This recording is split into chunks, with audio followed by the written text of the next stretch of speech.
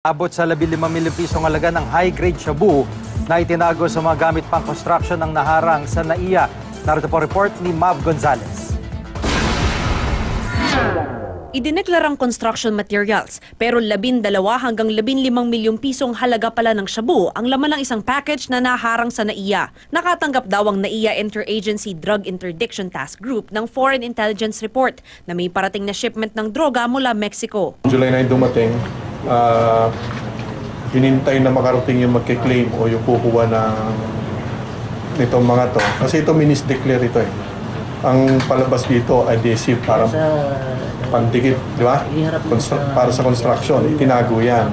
Ngayon, pagdating ng impormasyon sa atin, inaksyonan niya ng PIDEA, yung usual inspection procedure nila. Ginamit natin yung ASO natin, yung x-ray natin, of course, eventually yung chemical test niya. 24 na tube ng sealant ang laman ng package na nakapangalan sa isang James Corpus. Nakumpirma sa chemical testing na umaabot sa 2 kilo ng high-grade shabu ang laman nito. Sa unang tingin, parang normal na packaging lang ito ng sealant pero meron pa palang 3 wrapper sa loob nito tsaka yung tubo kung saan isinilid itong sinasabi nga na shabu. Ngayon hindi nila tinanggal lahat ng sealant para pag hinawakan mo ay malambot at hindi mo rin maaamoy at paghihinalaan na kontrabando nga yung laman nito. Ito po yung una naming na-encounter yung ganitong klase ng mode of concealment. Dati kasi itinatago sa iba't ibang mga Dati po sa bagahe lang, sa tsinelas.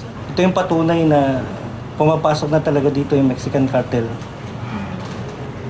And also, ito rin ang patunay na nahihirapan ng gumawa ng mag-put up ng laboratory dito sa Pilipinas.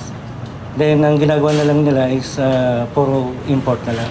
Kahapon, kukuhain na sana ito ng nagpakilalang kinatawan ni Corpus. Pero nang huhulihin na siya, sinabi niyang napag-utusan lang siya at may mga kasama siya sa labas. Sinubukan pang tumakas ng ibang sospek pero nahuli rin sila. Arestado sina Alnar Pondato Sultan alias James Corpus, Cassandra Ngaig, Amal Tantao at Isnaire Pondato. Itinanggi ng mga sospek na may kinalaman sila sa nakumpiskang bagahe. Nag-utos lang ba sa inyo na kunin yung package na yan? Ang mukha ko lang ginamit dyan. Hindi ko alam na may package. Mahaharap sila sa kasong paglabag sa Comprehensive Dangerous Drugs Act of 2002. Inaalam pa kung sangkot sa malaking drug syndicate ang mga sospek. Mav Gonzalez, GMA News.